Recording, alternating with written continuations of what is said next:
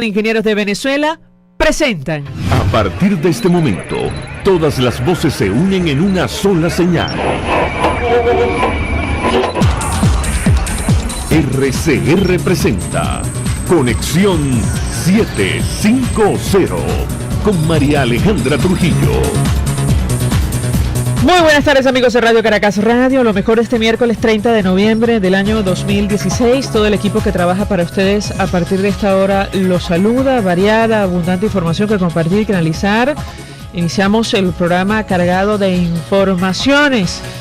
Según comunicado de la Mesa de la Unidad Democrática, si el régimen no cumple, la alternativa no asistirá al diálogo del 6 de diciembre. Dice este documento dirigido al pueblo de Venezuela, al excelentísimo Monseñor Claudio María Chele, representante de la Santa Sede en la mesa de diálogo, y a los expresidentes que forman parte del grupo de mediadores. Advierten lo siguiente: en Venezuela vivimos momentos terribles. En las últimas horas nuestro pueblo se vuelve más pobre minuto a minuto por los efectos de la destrucción de nuestro signo monetario y de toda la economía nacional, consecuencia de un modelo generador de miseria y de la actuación de un régimen ineficiente y corrupto. La misiva asegura, mientras eso ocurre, el proceso de búsqueda de soluciones a través del diálogo se encuentra detenido por el incumplimiento del gobierno de los acuerdos logrados en las reuniones plenarias de la Mesa de Diálogo Nacional realizadas los días 30 de octubre, 11 y 12 de noviembre. En nuestro país no habrá solución al problema del hambre creciente y a ningún otro problema hasta tener una solución electoral que permita al país dotarse democráticamente de un nuevo gobierno, y el cumplimiento de esos acuerdos son pasos fundamentales para lograr tal solución electoral. Advierte entonces, luego de enumerar la cantidad de incumplimientos del gobierno nacional, que no habrá reunión o no asistirá a la Mesa de la Unidad a esta reunión convocada para el 6 de diciembre si el Ejecutivo insiste en no cumplir, no asumir, insistimos, los acuerdos. Lo propio hizo hace algunos minutos el alcalde de Ocariz, Carlos Ocariz, uno de los mediadores, negociadores de la Alternativa Democrática. En una carta advierte al Vaticano, mediadores y al pueblo de Venezuela que, ratificando la coherencia del compromiso de lucha ante la decisión de la Mesa de la Unidad, anuncia en su comunicado que es inhumano que el gobierno nacional, ante la crisis que creó y que vivimos los venezolanos, no cumpla con los acuerdos. El Vaticano y los mediadores son testigos de nuestro compromiso. Las divisiones internas entre grupos del gobierno les impide honrar su palabra y los venezolanos no podemos estar sometidos a las contradicciones del oficialismo. A los mediadores y el Vaticano, si el gobierno no cumple, no habrá reunión el 6 de diciembre. Esta es la noticia que da la Mesa de la Unidad Democrática a la oposición. Habrá que ver cuál es la reacción, evidentemente, del gobierno y de los mediadores internacionales. Además, Amnistía Internacional exigió a las autoridades en Venezuela garantizar que los hechos en Barlovento serán sancionados. Comentamos con ustedes esta información el día de ayer. Hubo plenaria de la Asamblea Nacional y en la sesión tocaron el tema. Escuchamos el testimonio de familiares de algunos desaparecidos, incluso de un joven que logró escapar luego de su detención. Según la organización internacional, lo ocurrido en el estado de Miranda es solo una muestra de las violaciones de derechos humanos que se han cometido durante las operaciones para la liberación del pueblo desde hace más de un año. La fiscal general de la República, Luis Ortega Díaz, en una declaración francamente dura, hoy confirmó que se trata de 13 víctimas mortales halladas en fosas comunes, algunas, y la cito, desmembradas. En entrevista a un canal de televisión aseguró que los fallecidos fueron ejecutados de forma cruel, y cito sus palabras: se trataba de campesinos sin antecedentes penales, hay 12 funcionarios del ejército detenidos y 3 testigos protegidos. Como es natural, lo vamos a comentar durante la tarde de hoy. Y sobre el telón de fondo de la crisis y la situación económica, los países de la OPEP acordaron un recorte conjunto de producción de 1.2 millones de barriles de petróleo diarios a partir del 1 de enero del año 2017. También lo vamos a analizar. Un dato, y tiene que ver con una denuncia del doctor José Manuel Olivares, diputado de la Asamblea Nacional. Hoy, a las 5:15 de la mañana, falleció la paciente con difteria que estaba recluida en el Llanito. Su hijo también está contagiado. Son las 5:08. Esto es Conexión 750. ¿Comenzamos? ¿Qué está pasando en este país? Y saludamos a nuestro primer invitado vía telefónica. Se trata de José Toro Hardy, economista, experto petrolero, forma parte de la Junta Directiva de Petróleos de Venezuela. Gracias por atendernos. Muy buenas tardes. María Alejandra, muy buenas tardes. Qué gusto estar una vez más contigo. Un gusto conversar con usted. Una reacción inicial acerca de este acuerdo que suscriben los países miembros de la OPEP y el impacto que va a tener para nuestro país. Bueno, en primer lugar, todavía yo no conozco cómo se va a distribuir ese recorte entre los países miembros de la OPEP. Es posible que haya salido ya en la noticia, pero yo todavía no la conozco y eso me impide hacer un análisis completo del tema. Le comento un titular del Nacional. Asegura que Venezuela va a reducir su producción petrolera en 95.000 barriles diarios, es decir, y con información de agencias, que el bombeo de nuestro país pasaría de 2,06 millones de barriles diarios a 1,97 a partir del 1 de enero. Ok, perfecto. Entonces, el recorte, eso me dice muchísimo, esa información es la que me faltaba. El recorte que se aprueba de 1,2 millones de barriles diarios luce un recorte tímido, porque el excedente que hay en los mercados en este momento es mayor que ese. Ese recorte tímido parece encuadrar muy bien con lo que era la posición de Arabia Saudita. Arabia Saudita no quería que el precio del petróleo siguiese bajando, pero tampoco quería que el precio del petróleo aumentase mucho más de haberse hecho un recorte más audaz. La posición de Arabia Saudita es que si el precio del petróleo aumentaba mucho más, se iba a hacer nuevamente atractiva las inversiones en el petróleo de lutitas en los Estados Unidos y particularmente en el desarrollo de este campo gigante de más de 20.000 millones de barriles que se acaba de encontrar en Texas, el más grande de los Estados Unidos de petróleo de lutitas, que por la vía del fracking podría rápidamente entrar al mercado. El efecto sobre Venezuela habría que medirlo. La producción de Venezuela en una caída de 95.000 barriles diarios en Venezuela es muy importante, en especial porque la OPEP nos venía diciendo en su último informe del 11 de noviembre que en los 10 primeros meses del año la producción petrolera de Venezuela había caído en 340.000 barriles diarios. Si a esto le sumamos 90.000 barriles diarios más, bueno, vamos a estar en una cifra que es muy seria. ¿Cuál es el resultado de esto? El resultado de esto es que pudiéramos, el recorte tímido que hace la OPEP probablemente va a producir un aumento también tímido de los precios del petróleo. Yo estimo que podría ubicarse en torno a los $55 el barril, quizás entre 55, pero en todo caso por debajo de los $60. Pero recordemos que estamos hablando del barril Brent. Por lo que respecta a Venezuela, la cifra venezolana es más o menos entre 8 y $10 menos que eso. O sea que eso nos ubicaría en unos 45 aproximadamente dólares por barril, que no es suficiente para cubrir el problema fiscal de Venezuela, ni mucho menos. El problema es que si por un lado hay un aumento tímido, pero por otro lado hay una caída de la producción importante, el efecto neto puede ser muy reducido. El efecto neto favorable puede ser muy reducido. Y eso es lo que yo me temo que pueda pasarle en este momento a la producción petrolera de Venezuela. ¿Cómo va a evolucionar esto? Bueno, no lo sabemos. Yo quisiera saber, por otro lado, si a ese precio, en cuánto puede aumentar la producción de petróleo de lutitas en los Estados Unidos, porque el petróleo de lutitas ciertamente es más caro que el petróleo convencional de producir, pero hay toda una gama de precios.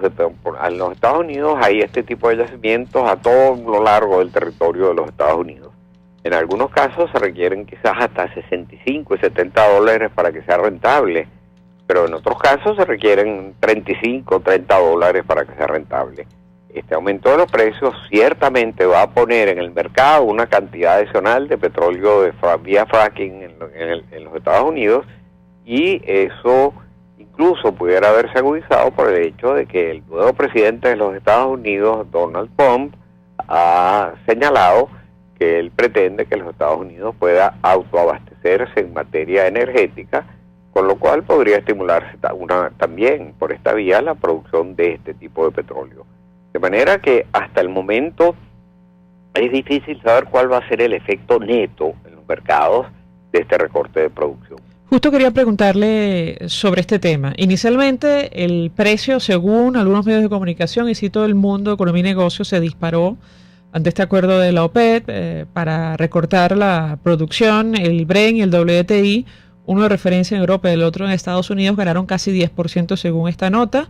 El Brent se ubicó por encima de $50 y el WTI, bueno, roza los $50 el barril. Yo quisiera su opinión. Usted, a través de su cuenta en Twitter, advertía el precio del petróleo que sería necesario para equilibrar la economía nacional en las actuales condiciones y está muy lejos, digamos, de estas cotizaciones. Quisiera un primer análisis acerca de este tema. Y en segundo lugar, escuchamos a un senador republicano en el programa de Andrés Oppenheimer en CNN en español y justamente emitía opinión en la misma dirección de lo que usted comenta, las intenciones del nuevo gobierno norteamericano de promover la producción interna de crudo, incluso la exportación desde los Estados Unidos, el impacto que esto podría tener en el mercado. Ciertamente, cuando uno revisa las cifras que pudiera requerir Venezuela como precio del barril para equilibrar las cuentas fiscales, estarían por el orden de los, mal no recuerdo, $117 el barril. Creo que es la cifra que yo mencionaba en mi Twitter, pero no estaba dentro de ese orden. Desde luego, si con esto nos sube a una cifra del orden de $45 el barril, estamos muy lejos todavía de resolver nuestro problema fiscal. Si quisiéramos ver cuál es el impacto que esto va a tener en PDVSA, hay una sola cifra que llama profundamente la atención. PDVSA tiene un déficit en su flujo de caja monumental, al extremo de que para que PDVSA pueda seguir funcionando, el Banco Central le ha prestado auxilio financiero por un monto equivalente a 34 veces el monto total de las reservas internacionales de Venezuela. Las reservas internacionales de Venezuela están en más o menos $10.800 millones. Tendremos que multiplicar eso por 34 para ver cuál es el auxilio financiero que le ha prestado el Banco Central a PDVSA. Y es doloroso porque el objetivo de tener una empresa petrolera en nuestras manos es que ella pueda servir para cubrir las necesidades fiscales de Venezuela, para hacer aportes a la economía venezolana. Pero llega un momento en que uno dice, bueno, ¿qué sentido tiene tener una empresa petrolera si hay que mantenerla vía auxilio financiero? Y el resultado termina siendo que estos monumentales auxilios financieros que ha recibido el Banco Central, lo que se traduce en es emisión de dinero inorgánico, bolívares sin respaldo, que se incorporan a la masa monetaria, y como consecuencia de eso, la inflación se dispara a niveles impresionantes. Como consecuencia de eso, tenemos la inflación más alta del mundo, pero también como consecuencia de eso, tenemos una pérdida marcada del valor de nuestra moneda, y eso es lo que estamos viendo con angustia, como en ese dólar paralelo el bolívar ha caído, bueno, por ahí, no sé ni siquiera si se puede mencionar la cifra, pero a creo que no, pero la gente conoce perfectamente de qué estamos hablando. Para que se hagan una idea, ya supera los 4 millones de bolívares de los de antes. Ustedes saquen el cálculo. Así es, los 4.000 y tantos bolívares. Claro, es decir, si le agregamos los 3 ceros que si le agregamos los 3 ceros anteriores. De manera que esto es el resultado, en buena medida, del enorme déficit en el flujo de caja con que funciona PDVSA. El Banco Central emite bolívares sin respaldo para auxiliar a PDVSA. A través del gasto de PDVSA, ese dinero se incorpora a la masa monetaria, y al final del día ese dinero termina comprando dólares, porque como no hay otras cosas que comprar, termina alimentando la demanda de dólares en el mercado. Oigo por ahí a gente del gobierno diciendo que el culpable de esto es una página web, Dollar Today, que ellos mencionan. Bueno, eso es algo así como decir que si un niño tiene fiebre, el culpable es el termómetro. Esa página lo que está reflejando a qué precios se están haciendo transacciones. Y esas transacciones se hacen a ese precio sencillamente porque ha aumentado enormemente la cantidad de dinero que emite el Banco Central para auxiliar a PDVSA. Este tímido aumento de los precios que va a surgir del recorte que acaba de aprobar la OPEP, sumado a lo cual hay que restar la caída de 95,000 barriles para poder cumplir con los recortes, desde luego ni en la mejor de las posibilidades, ni en el mejor de los sueños podría ayudar a resolver la situación. Es decir, en la práctica habrá que esperar para conocer el verdadero impacto de esta decisión que ha acordado hoy la OPEP, ¿correcto? Sí, yo todavía no me atrevo a decirlo, tengo todavía que revisar más información, porque el otro problema es que no todos los países de la OPEP aceptan recortar su producción. Por ejemplo, Irán, que durante mucho tiempo se vio sometida a sanciones económicas porque se temía que estuviese desarrollando armamento nuclear, se le levantaron las sanciones económicas y ella no está dispuesta a recortar producción. Más aún cuando tiene la amenaza de que Trump no está de acuerdo con el levantamiento de esas sanciones. Por lo tanto, ella necesita hacer caja. Algo similar ocurre con Irak. Irak alega que tiene una guerra en su territorio, como efectivamente la tiene, porque tiene ahí a ISIS metido adentro y que ella, por lo tanto, no está en condiciones de asumir el sacrificio de recortar producción. Algo similar está ocurriendo con Nigeria y algo similar está ocurriendo con Libia. ¿Qué significa eso? Que son solamente algunos de los países los que tienen que asumir con el sacrificio de recortar producción, y eso trae como consecuencia que el recorte que nos afecta a nosotros, al que nos va a afectar a nosotros, termina siendo desproporcionado en función al bajo nivel que ha alcanzado nuestra producción petrolera. Gracias, José Toro Hardy, por atendernos, acompañarnos estos minutos, experto petrolero, economista, formó parte del Directorio de Petróleos de Venezuela, expresando opinión acerca del tema que nos ocupa a esta hora, que tiene que ver con el acuerdo suscrito por los países OPEP para reducir la producción a partir del 1 de enero de 2017, poco más de 1.2 millones de barriles diarios. A Venezuela le va a tocar una cuota, según la información que ha trascendido de los medios de comunicación, de 95,000 barriles diarios. Comento mensajes a través del Twitter @marielt1 en número. Friki, así se identifica, dice: cuando por Gaceta ratifican que la Asamblea Nacional está en desacato, ¿qué puedes esperar? Y nos envía una nota que habla acerca de este tema. Simplemente comentar que en este comunicado que emite la Mesa de la Unidad Democrática esta tarde se hace referencia justamente al incumplimiento del Ejecutivo Nacional en lo referente a la situación de la Asamblea Nacional. Aparentemente se acordó instar a la Sala Constitucional del Tribunal Supremo de Justicia a restituir las competencias constitucionales de la Asamblea Nacional, dejando sin efecto la condición de falso desacato y las sentencias que durante meses han restringido al Poder Legislativo Nacional, cosa que en la práctica, como ustedes saben, no ha ocurrido. También se acordó aparentemente convocar en fecha próxima entre las partes, mediante sentencia de la Sala Electoral del Tribunal Supremo de Justicia, las elecciones en el Estado Amazonas, cosa que tampoco ha ocurrido en la práctica. Son las razones que enumera la alternativa para advertir que si el gobierno no cumple, no asistirá entonces a la reunión convocada para el próximo 6 de diciembre. Martina Fernández nos dice: saludos, el dólar está, y nos envía la cotización de esta página Dollar Today. Para que ustedes se hagan una idea, está casi 7 veces por encima, 7 veces el precio superior de la mayor cotización oficial del gobierno, que ronda los 663 bolívares. Usted multiplique ese número por 7 y es lo que está costando el paralelo a esta hora. Linda Suárez, presidente de Nicaragua, dijo que países de Petrocaribe solo pagaban 50% de contado, el resto en 20 años. Pírrico aumento de precios no ayuda. Hacemos una pausa, ya venimos. Usted escucha Conexión 750 con María Alejandra Trujillo, solo por RCR 750 AM.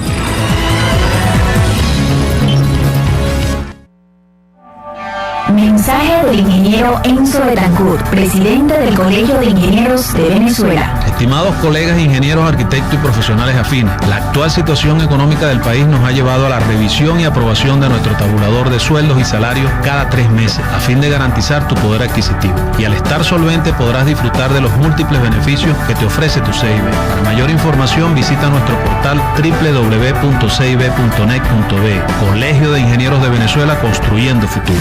Si de frenos se trata, no busque más. Frenos Ávila es la solución. Con más de 40 años en el mercado, le ofrecemos atención especializada y sólida experiencia en frenos completos para todo tipo de vehículos y camiones hasta mediano tonelaje. Estamos en la calle Venus con la avenida Libertador. Trabajamos corrido de lunes a viernes a partir de las 7 de la mañana. Teléfonos 571-2835 y 571-2931. Frenos Ávila y pare a tiempo. Mensaje del ingeniero Kenneth Navarro, presidente del FONPRES CIB. Apreciado colega ingeniero, arquitecto o profesional afín, el Fondo de Previsión Social del Colegio de Ingenieros de Venezuela, FONPRES CIB, dio inicio al sistema de previsión social del año 2017. El mismo contiene el plan de hospitalización, cirugía y maternidad, el plan de asistencia primaria de salud y el plan de beneficios derivados de la solvencia. Con estas opciones tendrás a tu alcance la alternativa que necesites para atender tus requerimientos de salud. Para mayor información visita cib.net.be. Colegio de Ingenieros de Venezuela, construyendo futuro. ¿Perteneces al gremio médico y solo aceptas pagos en efectivo? Te tenemos una noticia. Bancaribe se reinventa con Mi Punto de Venta Móvil, un novedoso dispositivo que se conecta con tu Android para que tus pacientes te paguen con tarjeta de débito o crédito. Así, no tienes que manejar efectivo y todos estarán más tranquilos. Conoce más sobre Mi Punto de Venta Móvil en bancaribe.com.be. Bancaribe, acortando distancias. RCR 750 AM. Porque lo bueno une.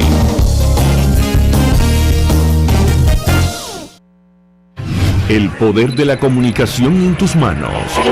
Conexión 750 con María Alejandra Trujillo. Solo por RCR 750 AM. Continuamos, amigos, en Conexión 750. Comentamos informaciones que están en desarrollo en Venezuela más allá de nuestras fronteras. Reiterar este comunicado de la Mesa de la Unidad, donde se advierte que si el gobierno no cumple, si el régimen no cumple, así dice textualmente, la Mesa de la Unidad no asistirá al diálogo del 6 de diciembre y enumera justamente los acuerdos que el gobierno ha decidido no acatar, no cumplir. Uno de ellos, instar a la Sala Constitucional a restituir las competencias de la Asamblea, nombrar a los rectores del Consejo Nacional Electoral, la libertad de los presos políticos, la apertura del canal humanitario, la convocatoria de elecciones en Amazonas, entre otros.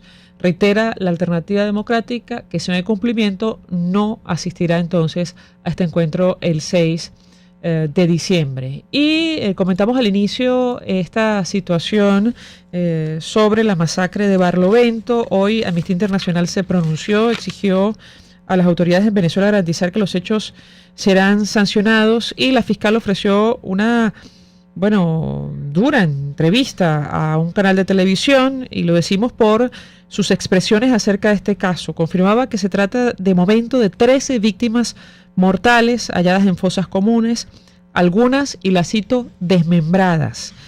Aseguró que los fallecidos fueron ejecutados de forma cruel. Y con este testimonio de la fiscal iniciamos conversación con Javier Ignacio Mallorca, periodista especializado en criminalística, miembro del Observatorio del Crimen Organizado. Gracias por atendernos. Muy buenas tardes. Hola, buenas tardes, María Alejandra. ¿Qué puedes comentarnos, Javier Ignacio, acerca de este caso terrible que de momento involucra a 12 funcionarios del Ejército Nacional? Más allá de comentarios, lo que es importante aquí tiene que ver con varios detalles que hasta ahora no han sido quizá convenientemente resaltados. El primero se refiere a la unidad de la Fuerza Armada de la que han surgido o de la que surgieron los militares que han sido involucrados en este caso. Se trata de un batallón de cazadores que tiene sede en Cumaná, de manera que llama mucho la atención que una unidad militar del ejército haya sido involucrada o convocada para la realización de una operación de liberación del pueblo en un sector de Barlovento. Lo que llama la atención además es que junto a ellos estuviesen en otros sectores durante la misma operación elementos del Comando Nacional Antiextorsión y Secuestro. En otros lados estuvieron algunos integrantes de algunas policías afines al oficialismo. Entonces lo que da la impresión es de que, en la zona donde estuvieron operando estos estos funcionarios del ejército, con muy poca inteligencia, empezaron a patear puertas, como se dice en el argot coloquial, policial, y bueno, ya es el resultado que conocemos. Sin embargo, existe todavía la posibilidad de que sean encontrados más cadáveres, toda vez que, por lo menos ayer, algunos de los deudos, cuando estaban declarando ante los medios de comunicación, decían que los llevaron a hacer el reconocimiento de algunos cadáveres y que ellos que las características de esos restos no concordaban con las de sus familiares. Entonces, esto diera la impresión de que todavía pueden existir algunos cadáveres en otros sitios allá en el sector del café. Esto por una parte, y por la otra, bueno, que ahora la fiscal salga a decir que hay que revisar las operaciones policiales del estilo que se llevó a cabo en Barlovento. Bueno, ya han transcurrido prácticamente, ya han sido reportados más de 1.000 muertes como consecuencia de las OLP, y estoy citando aquí cifras de Provea, según las cuales durante este año las OLP hasta el 15 de noviembre habían ocasionado 805 muertes, y durante las OLP que se hicieron entre junio del año pasado y diciembre del año pasado, hubo 245 muertes. Eso es un registro, digamos, conservador, que uno toma de una organización muy seria como Provea, y eso suma más de 1.000 muertes. Entonces es ahora cuando la fiscal viene a pronunciarse sobre el particular. Cuando uno lee el informe anual de la fiscal, uno se da cuenta de que ella consigna por lo menos 120 muertos en el desarrollo de estas operaciones, y sin embargo no se han hecho mayores profundizaciones en cuanto a las responsabilidades penales de los funcionarios que participaron ahí. Entonces, ¿qué pasa? Bueno, esto luce así como es temporáneo, como un poco tarde, pero qué bueno que lo dice, porque eso en todo caso es un compromiso en los días por venir para esclarecer completamente todo este entramado, toda esta historia que se ha armado en torno a la masacre en Barlovento. Ahora, Javier Ignacio, uno de los elementos que preocupa es conocer si este tipo de acciones que aparentemente, bueno, no son aisladas, porque también se refirió la fiscal al caso de Cariaco, terrible, también en circunstancias similares, aunque aparentemente estos efectivos de la Guardia Nacional estaban cometiendo un robo, o sea, no sabemos ni cómo describir estos hechos, pero en todo caso preocupa si lo ocurrido responde a órdenes superiores o se trata de actividades de particulares. Yo quisiera conocer qué información manejas tú con relación a este tema. Bueno, lo de Cariaco es el producto de una circunstancia que se presentó precisamente ese día. Aparentemente el teniente que estaba al mando de la unidad del CONAS allá se puso de acuerdo, se confabuló con otros subalternos para asaltar a un lugareño, quien al parecer era ya conocido por los militares. Esta es la información que maneja la Fiscalía. Cuando ese robo se ejecuta, además en un lugar abierto, digamos en la vía pública, algunas personas se dan cuenta de lo que sucede, levantan su voz, se interponen y bueno, ocurre lo que ya sabemos. Hubo 3 sitios de suceso en Cariaco que al final dejaron el saldo de 9 personas muertas. Pero esto que ocurrió en Barlovento tiene unas características distintas. María Alejandra, es importante rescatar unos detalles que tienen que ver con la planificación de las operaciones de liberación del pueblo. Esas operaciones son ordenadas desde la vicepresidencia, que como sabemos es un órgano ejecutor de la presidencia de la República, es una especie de instancia ejecutora. Y posteriormente, cuando se emite la orden, hay una operación combinada entre el Ministerio de Relaciones Interiores y el Ministerio de la Defensa. Por eso es que hay policías y militares mezclados en la misma operación. Y esta es una de las razones por las que la relación de las OLP y los resultados que hayan arrojado las OLP los conseguimos en la memoria y cuenta de la vicepresidencia y no en el Ministerio de Relaciones Interiores, donde se da una información parcial. Entonces, este detalle es importante porque cuando uno escucha los testimonios y dicen que la operación la hacían en nombre del presidente, bueno, eso tiene una lógica, porque eso quiere decir que a los militares les indicaron que esta OLP había sido cursada a través de las instancias habituales. ¿Y qué les dijeron a ellos?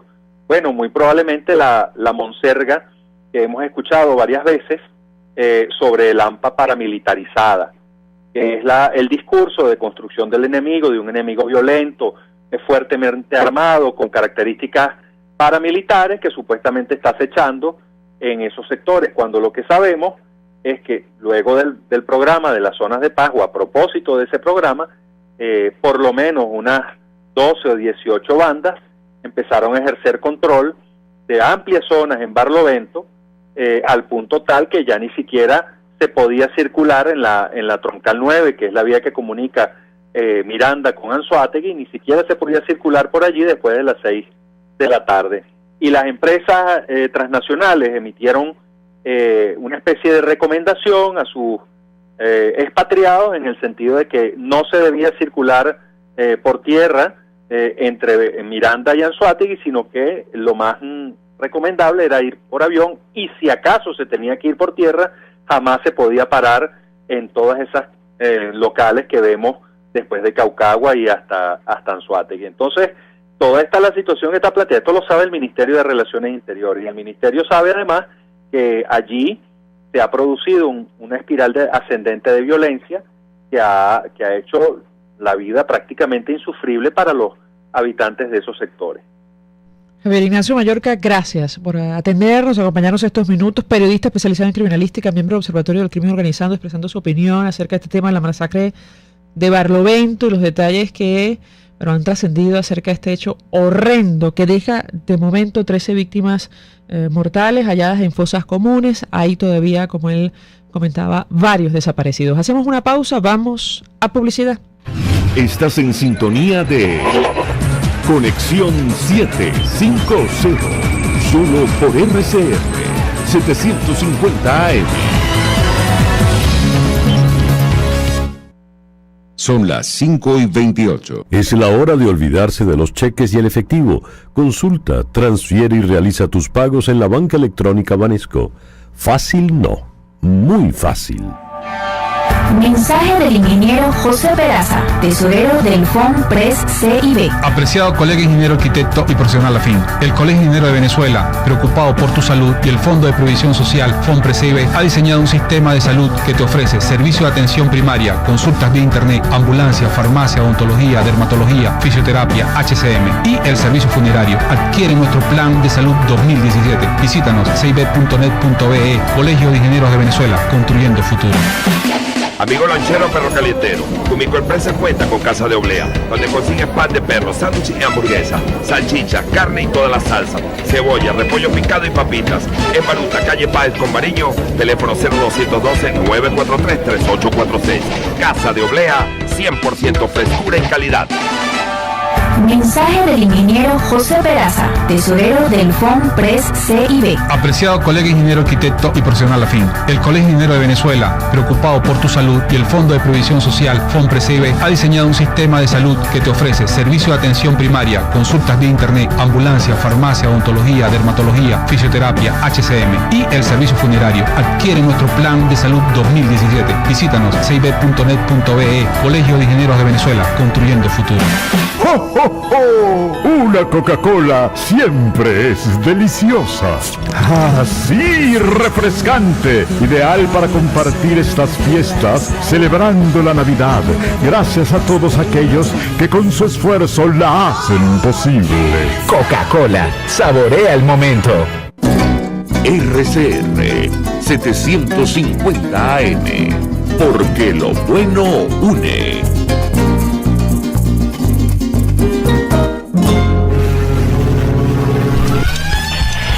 Nuestra nave turca dejará sentir todo su poder en el encuentro de hoy entre Cardenales de Lara y Navegantes del Magallanes.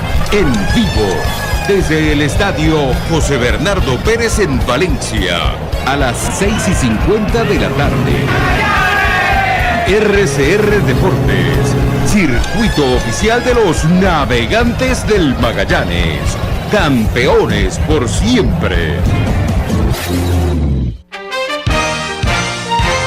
Las informaciones no se detienen. Por eso cada mañana les presentamos el más completo resumen informativo con la veracidad que siempre nos ha caracterizado. Todos los días las noticias a través de la señal de RCR 750 en el dial AM para Venezuela y el mundo. Es el primer noticiario realizado exclusivamente para radio. Contamos también con la participación de nuestros oyentes en el sistema Dilo 3456. Somos su referencia informativa.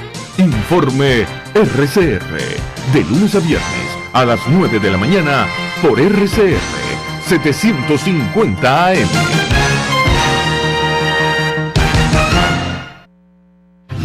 María Alejandra Trujillo te acompaña en Conexión 750, solo por RCR 750 AM.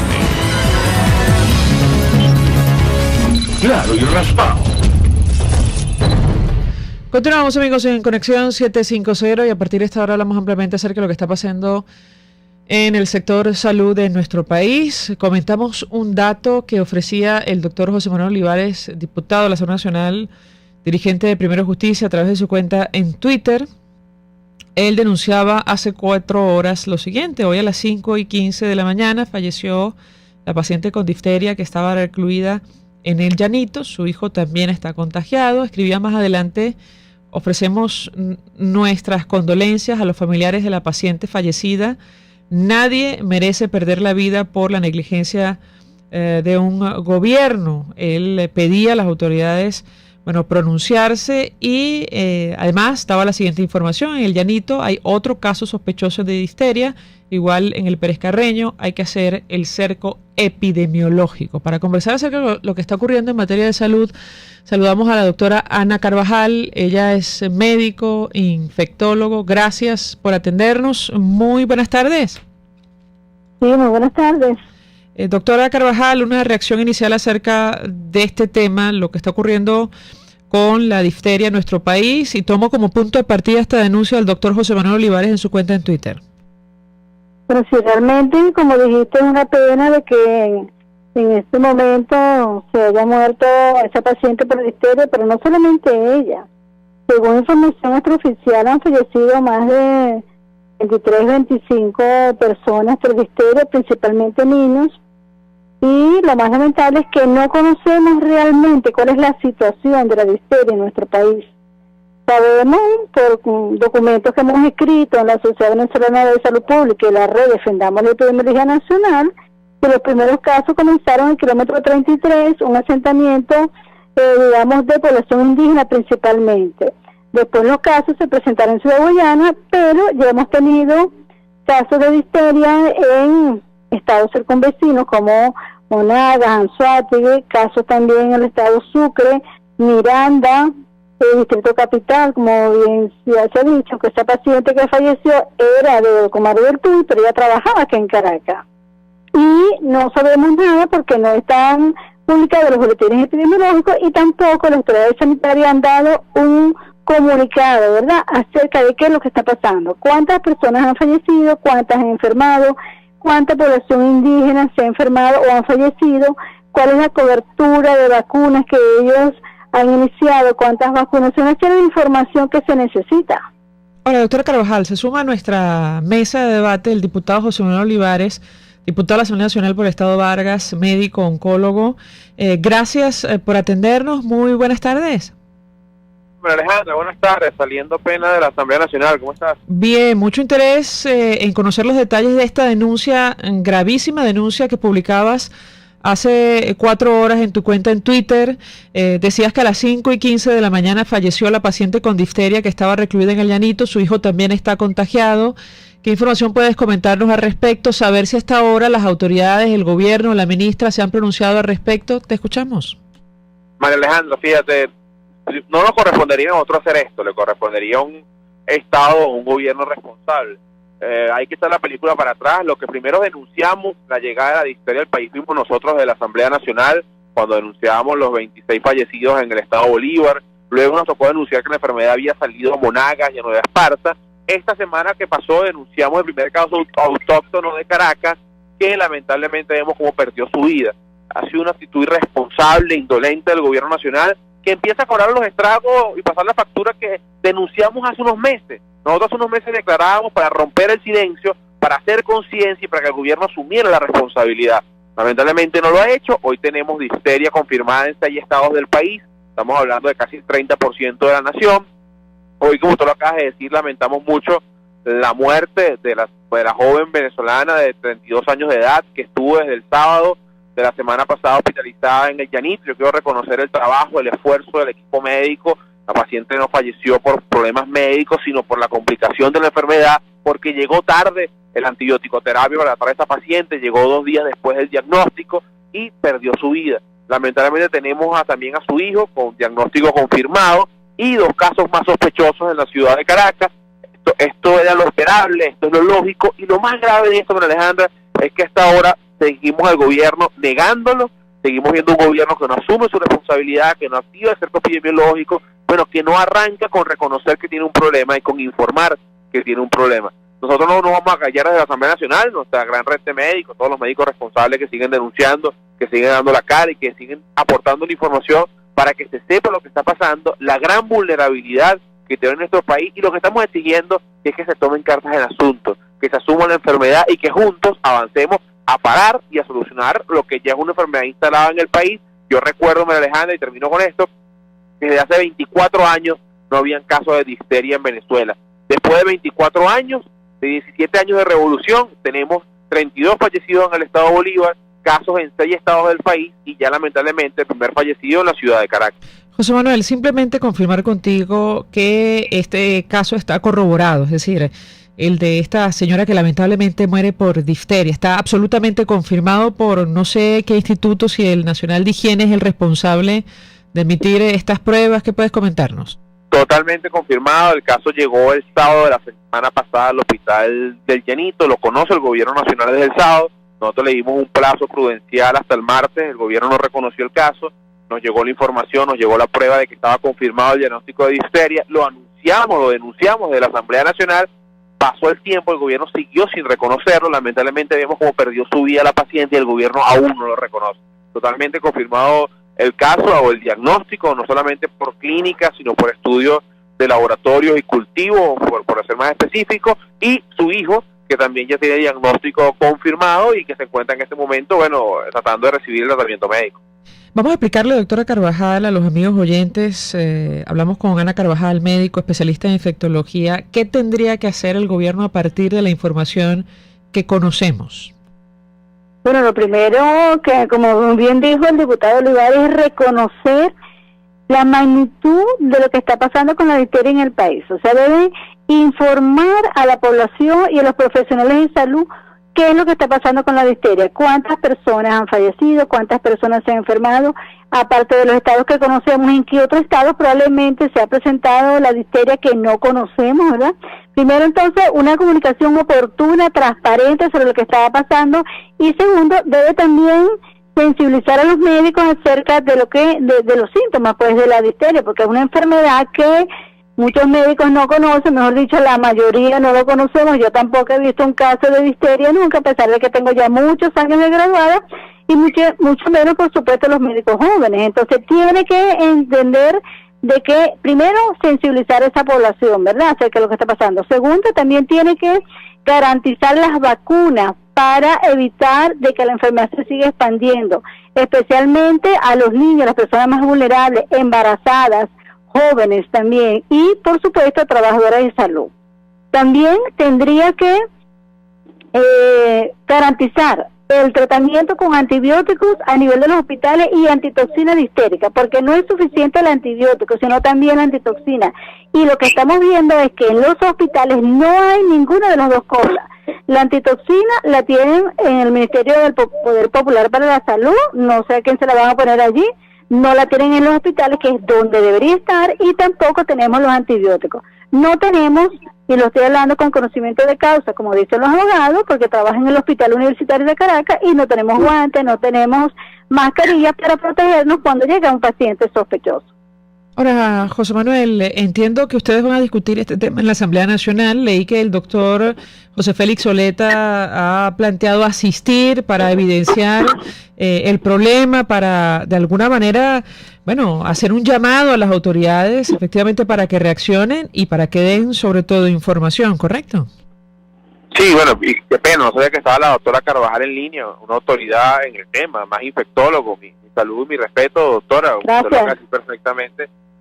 Sí, entiendo que el doctor Oleta estuvo hoy en la Comisión de Defensa de la Asamblea Nacional. Nosotros hablamos de este punto en la sesión pasada como un punto de información para que constara en acta tanto para los parlamentarios de Nicolás Maduro como para los medios de comunicación la veracidad y la responsabilidad que estábamos asumiendo al decir, bueno, o anunciar en ese momento el primer caso autóctono de Caracas.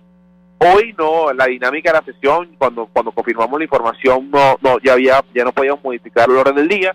Tenemos previsto en la sesión de la semana que viene tocar el punto, pero insisto, Alejandra, el gobierno no hace falta que la Asamblea Nacional saque un punto sobre este tema porque el gobierno lo conoce. Lo más triste de esto es que los altos niveles del gobierno lo conocen, que la ministra de Salud lo conoce, que saben lo que está pasando, pero lamentablemente, mire, y lo digo con mucha humildad, yo voy a dejar de ser diputado, seguro que sí, pero jamás voy a dejar de ser médico. La ministra de Salud se le olvidó que es médico, ella cree que su vida toda la vida va a ser sacarle sonrisita y hacerles garantoña a Nicolás Maduro en el Consejo de Ministros y no asumir su responsabilidad como médico, como profesional, su responsabilidad histórica de enfrentar una enfermedad, como decía la doctora Carvajal. Yo en mi vida he visto un caso de difteria, me ha tocado estudiarlo, porque yo me gradué de médico en el 2010, no había difteria en el país de hace 23 años. En vez de asumir una postura responsable, humilde, llamar a las sociedades científicas, llamar a las sociedades de infectología, de medicina interna, a la doctora Carvajal, al doctor Julio Castro, a las personas que saben de este tema, a ver cómo juntos nos ponemos a estudiar, cómo juntos nos ponemos a pensar, cómo si desde la Asamblea tenemos que activar activistas o todo el aparataje de la Asamblea para hacer el cerco epidemiológico, lo hacemos, y el gobierno no le da la gana. Definitivamente parece que puede más en lo que querer ocultar la información y pretender creer que porque no digas nada se cura la histeria. Yo insisto, nosotros vamos a tratar el tema, pero es un grandísimo acto de irresponsabilidad de Nicolás Maduro, un gran acto de irresponsabilidad de la ministra de Salud, jugar con algo tan volátil, con algo tan mortal como esta enfermedad, y que el gobierno sigue pensando que es una tontería o que es algo que con ocultarlo lo va a solucionar. Doctora Carvajal, para los amigos oyentes, recordar qué es la difteria. Algunos organismos como la Alcaldía de Sucre, bueno, han colocado abundante información con la definición de esta infección que es causada por una bacteria, cómo afecta a las personas, cómo se transmite. ¿Qué puede comentarnos? Bueno, fíjate, esta es una enfermedad infecciosa bacteriana aguda, que como ya hemos dicho, es producida por una bacteria que se llama Corynebacterium diftheriae, que se aloja a nivel de la garganta y que se transmite de persona a persona cuando se habla a nivel de las gotas de saliva, estornudo y la tos. Y la enfermedad puede comenzar un poco insidiosa, con fiebre de bajo grado, dolor de garganta, pero que eso va progresando y después van a aparecer unas lesiones blanquecinas, más bien grisáceas, a nivel de la garganta, no solamente las amígdalas, sino que abarca toda la garganta y se va extendiendo hasta el paladar blando.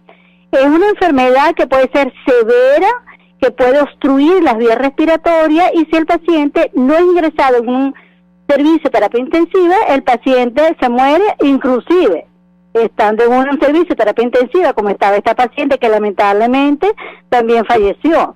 Entonces es importante hacer el diagnóstico precoz de los casos, y eso lo hacemos muchas veces porque ya sabemos cuáles son los sitios donde están los pacientes y si nos va a venir un familiar de ese paciente, un amigo o una persona que vive cerca de ese mismo sector, inmediatamente se sospecha la enfermedad, se toma la muestra y se coloca en observación. Si no tiene un síntoma, digamos, severo, que es un caso no tan evidente, bueno, tú lo dejas en observación 24 horas.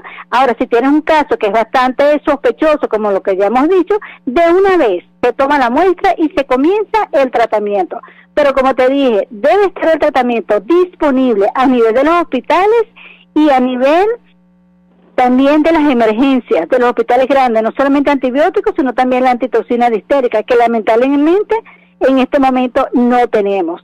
Otra cosa importante que ya lo mencioné es garantizar la protección para los médicos, tanto tapabocas, guantes, mascarillas, que son muy importantes.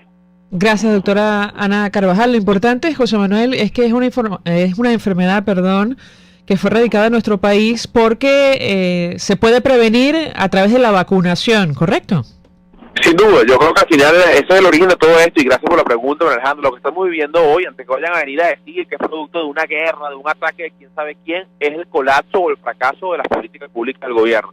Los niveles de vacunación que exige la OMS hoy es de 90-95%. Nosotros estimamos, es una estimación, que el nivel de vacunación en Venezuela debe estar sobre el 70%. Y ahí está el origen de esta enfermedad, el no vacunar, el olvidar las campañas de vacunación, en las que Venezuela fue pionero y ejemplo del mundo, en inaugurar una planta de vacunas en la UCB que no produce nada, sino pega etiquetas, el traer vacunas chimba de Cuba, y digo chimba porque no tienen el aval de la OMS ni de ningún estudio internacional, en hacer un negocio de la salud, y en vez de comprar las vacunas como son para garantizar la protección y la salud de los venezolanos, traerse vacunas chimba de La Habana, es lo que está produciendo hoy que tengamos este nuevo brote, esta epidemia de difteria, 23 años después que no habían casos en Venezuela. Gracias al diputado José Manuel Olivares por atendernos, acompañarnos, médico, confirmando esta información que publicaba en su cuenta en Twitter. Hacemos una pausa. Ya venimos. Escuchamos Conexión 750, solo por RCR 750 AM. Diagnósticos precisos. El centro de la operación se radica en el estado Aragua y más concretamente pide una Diego Bautista Urbaneja. Todos allá. Horizonte 88.5 FM en el Palmar, Estado Bolívar. Saludos al sur del país. Igual